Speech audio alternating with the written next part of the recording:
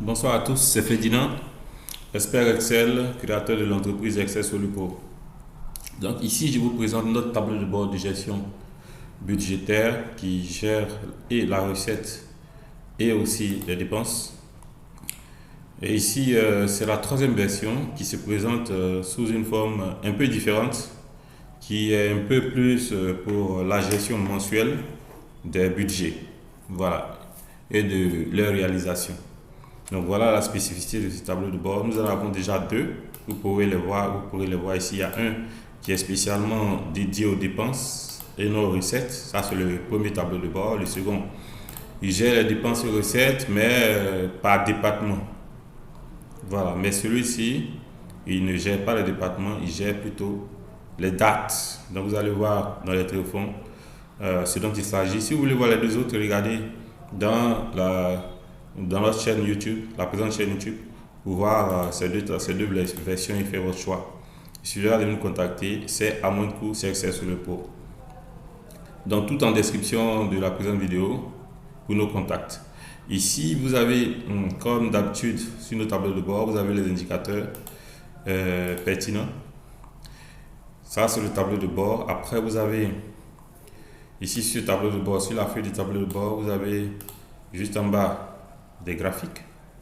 On va revenir à tout ceci dans la suite. Donc après vous avez aussi, après ces différents graphiques, vous avez ici le suivi des dépenses par détail et puis le suivi des recettes par détail et leur réalisation. Voilà. Donc voici un peu comment se présente ce tableau de bord. Comment l'utiliser? Allons voir dans les détails. Donc il suffira de venir ici dans le manuel d'utilisation qui vous donne dans le détail ce qu'il faut faire pour utiliser à bon escient ce fichier. Voilà, donc il suffira de venir le parcourir afin de comprendre avant de vous jeter. Vous avez aussi cette vidéo que vous pouvez lire, la présente vidéo, pour maîtriser l'utilisation du fichier. Il n'est pas compliqué à utiliser. Donc une fois que vous avez lu le manuel, le manuel va vous dire de venir en premier lieu dans le réglage. Dans le réglage, vous fixez ici tous les postes de dépenses et après vous fixez tous les postes de recettes. Et pour finir, vous fixez le taux limite, l'exercice et le mode de paiement. Donc mode de paiement va concerner tous les paiements qui vont être faits dans le cadre de la réalisation. Voilà. Réalisation des dépenses, réalisation des recettes. Donc vous allez comprendre ceci dans la suite. Donc je signale que pour modifier ce tableau, il ne faut pas supprimer les données, juste remplacer les données existantes et remplir les vôtres juste en bas dans le blanc. Vous voyez le blanc qui est là. C'est là qu'il faut remplir l'information suivante. Voilà. C'est pareil pour tous les tableaux. Donc, après ceci, vous venez dans le budget des dépenses. Dans le budget des dépenses, ici vous allez renseigner tout ce qui va concerner le budget des dépenses. Donc, vont se charger automatiquement les postes de dépenses que vous auriez remplis dans le réglage. Ça va se charger. Ici aussi, les dates sont là. Elles sont préétablies. Voilà. Et puis, elles tiennent compte de l'année de l'exercice que vous avez fixé là-bas. Dans le réglage toujours. Donc, ici, vous allez voir ici qu'il faut remplir uniquement, vous voyez, remplir dans la partie au fond bleu. Vous ne remplissez que les parties ici en bleu. Voilà. Et voilà, donc vous avez 12 mois bien sûr et vous avez la possibilité de remplir jusqu'à 200 postes de dépenses. Voilà. Après avoir fait ceci, vous faites le même travail, le même exercice dans le budget de recettes.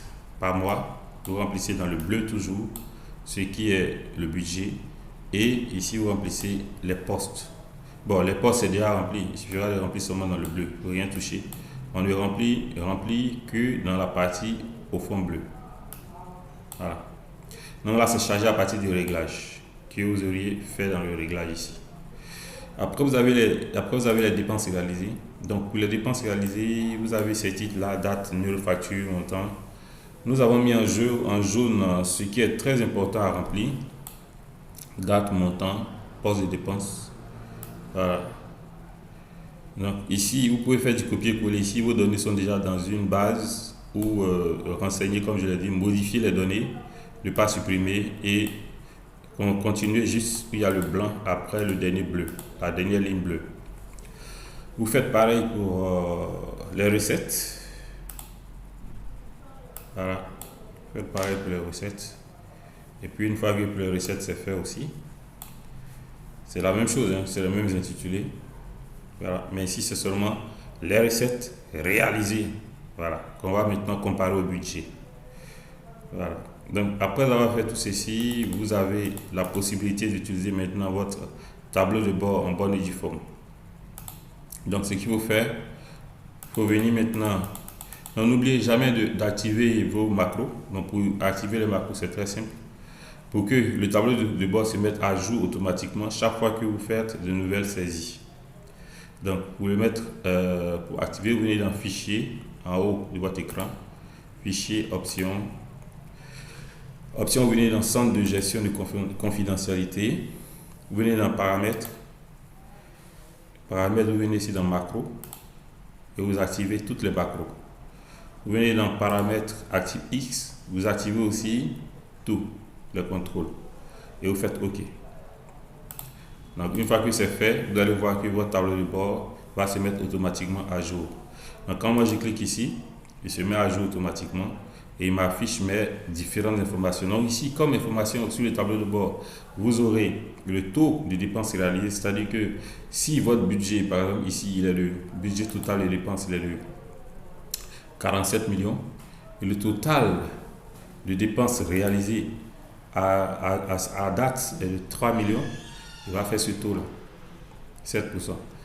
Pareil aussi, voici le taux de recettes réalisées. Ici, le total de recettes est là. Le total de recettes au budget là, ici réalisé là, et voici le taux, 4,5%.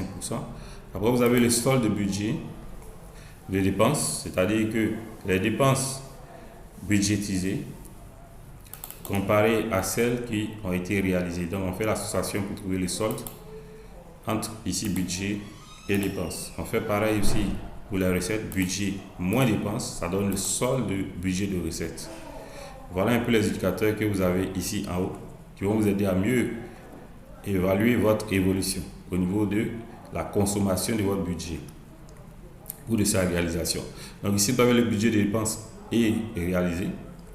Donc ici, le budget de dépenses il est en bleu et le réalisé il est en orange. Donc ça montre que ici, les dépenses sont bien en deçà du budget qui est en orange en haut ici. Pareil pour ici, budget et budget de recettes est réalisé. Donc ici, voici le budget de recettes qui est là. Nous avons des recettes encore en deçà. Voilà. Ce qui nous amène à prendre des décisions. Après, vous avez les dépenses, le taux de dépenses réalisé. Donc voici les taux de dépenses qu'on a réalisés. En mai, nous avons atteint 10,70%. Et ici, vous avez le taux de... plutôt ici c'est les recettes réalisées. Donc ici c'est 30% nous avons atteint en octobre. Donc ici vous avez le suivi des dépenses. Le suivi des dépenses. Donc ici ça vous permet de voir quels sont les postes où on a atteint les taux. Voilà. Donc ici quel est le mois où on a atteint le taux plafond. Donc nous on considère que le taux plafond ici est de 90%. Qu'on a fixé en haut dans nos réglages. Et ici, voilà, ici ce qui va se faire, c'est que ici on aura les top dépenses par mois. Donc on vous filtre les premières dépenses les plus élevées par mois. Voilà, donc ici on a le budget pour chaque mois jusqu'à août. Donc c'est une partie, c'est une extraction en fait. Après vous avez les dépenses et vous avez le taux de dépenses par mois. Après vous avez les top dépenses, postes de dépenses. Voilà. Donc voici, on vous a extrait 8 autres postes de dépenses, c'est un extrait. Et puis vous avez les dépenses qui sont là, le budget et les dépenses réalisées et le taux de dépenses. Et on voit qu'ici, il y a des postes qui sont à 120%. Automatiquement, ils sont mis en rouge pour signaler que vous êtes en dépassement. Donc ici, il y a un indicateur qui dit ici le nombre de postes qui ont dépassé le plafond. Et si vous voulez voir la liste complète, de tous ces postes-là. Pour mieux apprécier, vous pouvez cliquer sur le lien hypertexte ici. Pareil aussi pour les mois. Vous pouvez cliquer là pour voir la liste complète. Donc je clique là. Et voici ici. Donc c'est dans les deux feuilles qui suivent ici. Vous voyez les deux feuilles qui sont en jaune. Ça donne ici toutes les dépenses ici sans limite. Voilà. Donc vous avez voilà ces différentes choses là que vous pouvez regarder, filtrer, trier par taux de réalisation. Voilà. Donc ici c'est par mois et ici par poste de dépenses avec budget, dépenses réalisées, taux de dépenses. Pareil aussi mois, budget, dépenses réalisées, taux de dépenses. Bon, maintenant pour finir, juste en bas vous avez le suivi des recettes. Le suivi des recettes, donc là c'est pas mois, donc mois ici, budget, recettes, taux de recettes réalisées ici, poste de recettes, budget, recettes, taux de recettes réalisées. Et vous avez ici les listes, les mêmes listes encore pour aller voir les différents éléments dans leur détail. Donc je clique ici, ça m'envoie ici, donc là ici par mois et ici par recettes. Donc c'est les recettes présentées ici et l'autre côté c'était les dépenses. Voilà un peu ce que ce tableau de bord va vous permettre de faire. Donc il suffira de nous contacter si vous voulez l'avoir pour qu'il vous aide à mieux suivre vos recettes et vos dépenses et prendre vos décisions pour ne rien manquer et finir l'année en beauté. Tout ceci c'est sur SSOLU pour nous garder le contact et à très bientôt.